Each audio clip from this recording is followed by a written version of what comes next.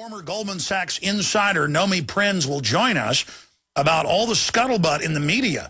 Why has the head of Goldman Sachs, who's been subpoenaed in the last few months by state and federal government, why has he gone out and hired the high-powered criminal defense attorney that represented Enron and Ken Lay? We're going to be going over that with her coming up in about 23 minutes from now. I want to go back to your calls, but first, let me get into some really interesting news because I've seen a lot dealing with these new chips. Hospital patients now being microchipped with electronic tattoos. And many of these are so thin that you can't even see it. And obviously, IBM is coming out with systems that do go under the skin and are so small they can't be seen. If they're telling you they're coming out with it, you know they've had it for quite a while. They're also coming out with neural net systems that are so small they can't be seen with the naked eye, that can be put into the brain via a vaccine. All of that is being announced. Being microchipped is now being spun as a method of protecting the health of hospital patients to help mask the practice of this bodily invasion with a trendy, high-tech appearance. Microchipping sensors are being referred to as electronic tattoos that can even attach to human skin and stretch and move without breaking. They also have the physical barcodes and high-tech barcodes that are being physically tattooed on. And they're talking about making the military do it. You can even pull up mainstream news articles about tests with the U.S. Army where they've had them implanted with chips. Supposedly, the comparisons of this hair-thin electronic patch, like to the chip of an electronic tattoo, are being made because of how it adheres to the skin like a temporary tattoo using only water. The small chip is less than 50 micrometers thick, which is thinner than the diameter of a human hair. It is being marketed as safe and easy way to temporarily monitor the heart and brain in patients while replacing bulky medical equipment currently being used in hospitals. And again, all of this has positive uses. The problem is that it also has oppressive uses, and I'll get to some of those in a moment. The devices use microelectronics technology called epidermal electronic systems, or EESs, and is said to be a development that will, quote, transform medical sensing technology, computer gaming, and even spy operations, according to a study published last week. Yeah, they've had some of the big video game heads come out and say, soon, if you want to play on our platforms, you'll have to have a chip, including one in your brain. And it'll be so quick, so easy, because it won't be brain surgery. It'll be an injection, and it will go to that area of your brain. This is what they're coming out with. And as long as it's trendy and cool, and you want to be part of that community, and ooh, the rock stars get it, and the supermodels get it, and you get to interface and game with your favorite supermodel, or at least a simulation of her, you're going to do it. Oh, you get in the VIP area with the bimbos at the club. They've had that now for 10 years. Got to take the chip at the Baja Beach Club in Barcelona, Spain, or in Miami, Florida. This is how they're going to sell it. The Pentagon back in the 70s was declassified in 2001, said, we're going to make troops take it, make prisoners take it, but also sell it as a security function for children, and we're then going to basically make it trendy and then make it the law. And they predicted that by 2020, 2025, that almost all Americans will have brain chips. That's actually in my book, Descent into Tyranny, now out of print, but I have the government documents, but it's available with the PDFs and documents at prisonplanet.tv if you'd like to read 9/11 Descent into Tyranny and print that off and show people. It actually has the URLs, too, to the Federation of American Scientists who released the, quote, declassified document. Then the Army requested them to reclassify it. Kind of like the Sunshine Project got a declassified document about the Marine Corps testing lethal and non-lethal sprays out of helicopters to wipe out the population or knock out the population. And the Sunshine Project was asked to take it down off their website by the Marine Corps. Then the Marine Corps threatened them, and they published the letters and wrote about the phone calls. And then finally, under other threats and pressure, they did remove it. not before it went on the different digital archives out there. And now continuing, imagine, it says the hair-thin chip was developed by an international team of scientists, researchers from the United States, China, and Singapore, and is described in the Journal of Science. And then it goes through it. Imagine the spy capabilities of this.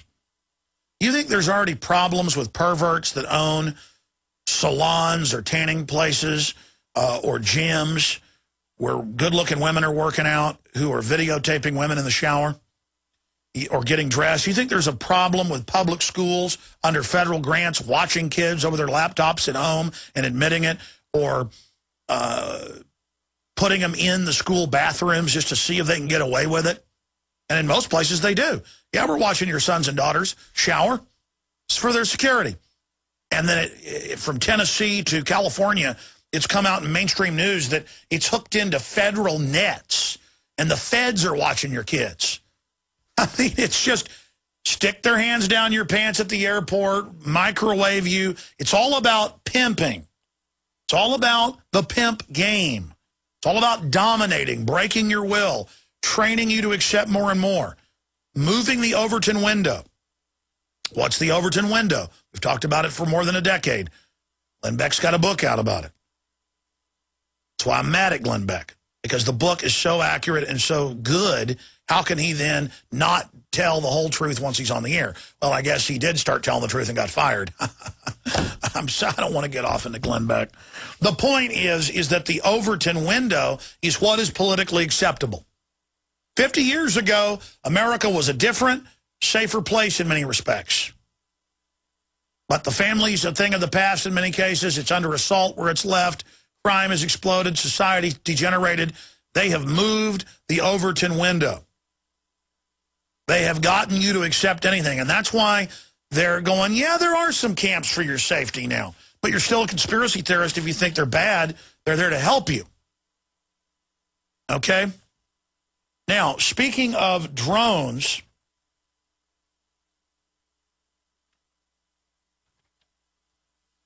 Big Sis gives green light for drone that tases suspects from above. Mini chopper, and we have some video of this for PrisonPlanet.tv viewers. Let's roll that in the background.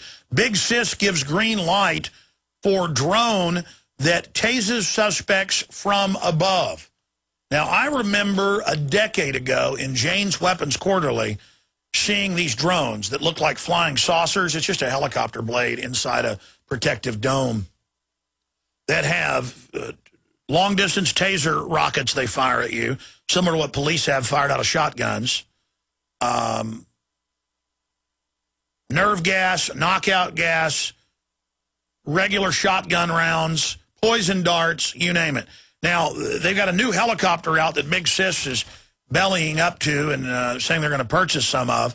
Remember a couple of years ago, a company came out with taser bracelets for all air traffic, for all commercial flyers. Every man, woman, and child will wear a taser bracelet around their wrist. And Homeland Security actually had meetings and said they would like to adopt this if they could sell it to the public. But first, they got to stick their hands down your pants. The Shadow Hawk is a 50-pound mini drone chopper that can be fitted with the XERP taser with the ability to fire 4 barbed electrodes that can be shot at a distance of 100 feet, delivering the neuromuscular incapacitation to the victim. The drone can travel a top speed of 70 miles per hour and can operate for 3.5 hours over land and sea. And it shows them chasing the evil patriots here in the videos, the company videos. Very proud of it. Chasing them down and catching them. That way the officers don't have to get in danger. Ah, yes, but is it a crack dealer selling government crack shipped in? No, it's not that type of criminal. No, it's the person who was trying to run to the hills to get away from the system. They didn't want to take the chip. They didn't want to turn their kids over for the new behavioral injection that they are now rolling out and announcing that you'll take these shots and never get angry at the government again, never be depressed again. Times of London, Associated Press. he doesn't want to take the shot. Oh, you better believe those operating the helicopter or the computer systems that'll operate them in the future without the need of man. You know, they've had their injections in this near future dystopia. But did the near future dystopia deliver the life extension that Steve Jobs was looking for? No, it didn't deliver it. You can keep somebody alive for 7 years that would normally die in 1 year from that form of cancer. So see, all the evil arrived, but all the goodies that were to be for you, it's not going to. I would warn people 16 years ago about the military training police, working with police, secretly being involved in law enforcement activities. And folks would say, that's insane. We're not a third world country. We're not Soviet Russia. Come on, that's crazy. And I'm like, well, here's the proof. Here's the RAND Corporation. Here's documents. Here's eyewitnesses. Here's an emergency manager from Kingsville, Texas, who's a veteran who was approached about martial law preparations. I mean, this stuff is going on. And it's been going on for a long time as the banker's eye taken this country down. They're making great profits creating the derivatives in the last 15 years to buy the world up through their fraud. But in the final equation, if they don't then put in a dictatorship of the military-industrial complex, then the oligarchs will end up getting in trouble for wrecking the society. But if they wreck it, then they get to take it over if they stay in charge. It's very simple. That's why they will bring in hardcore tyranny, because they know you've woken up. They know you're only going to get more and more awake. So they're racing to try to find police and military that will engage in thugism. And they know a lot of police and military won't do it in person to person. So they're going to robots. They're going to drones. They're going to combat remote control mini tanks that pack incredible firepower. And they're now moving towards pre-programmed, where if you don't have the right transponder code, they just send these weapons in and send these robots in, and they've been using them for at least 8 years in Iraq, in Fallujah and other areas. I mean, here come robots that kill you deader than a hammer. And they're only showing the public 30-year-old technology. I'm going to tell you again, I had family involved in the development 40-plus years ago in robots for crowd control. My grandfather was given a government contract for it, but they only bought the prototypes. This is what they've been obsessed with. They do not want to have to rely on humans. They're moving into systems where robots work on the robots, where a remote control robot 18-wheeler goes out and picks up the broken down robot, drives it back to a robot facility with robots working on robots. They don't have it down yet. They've got the truck that'll go. They've got the assembly line that works. They've got robots that work on the robots, but they still got to have humans that then work on that. But they're getting very close to not needing us. And that's why the founder of Apple talked about we're going to be computers' pets. We're going to be the elites' pets who've programmed the computers to program us. It's come out that computer games, TV, all these iPads, they're programming us. They're changing the way we think. That's why they call it programming. This is the reality. And so, of course, at an instinctive level and at an intellectual level, I see the balance of power way out of whack. I see predatory, anti-human, very sadistic, psychopathic elites, bare minimum, sociopathic, and they enjoy their work. I see them coming in and amassing this giant arms race against humanity, weaponizing the food, building in systems to reduce fertility and increase cancer. On record, every major GMO crop has had that engineered into the back door. You think the function is to use less water or be able to live in this certain herbicide? That's only one of the functions. It has multiple traits. They go, oh, it's a side effect that's killing honeybees. It's a side effect that's reducing fertility. It's a side effect BT corn being eaten all over the world. Soon it'll be the majority corn that you're eating is causing birth defects, is causing massive cancer increases. Don't believe me? Just type in BT corn linked to cancer, infertility. You'll get mainstream news. It's a trait engineered on purpose.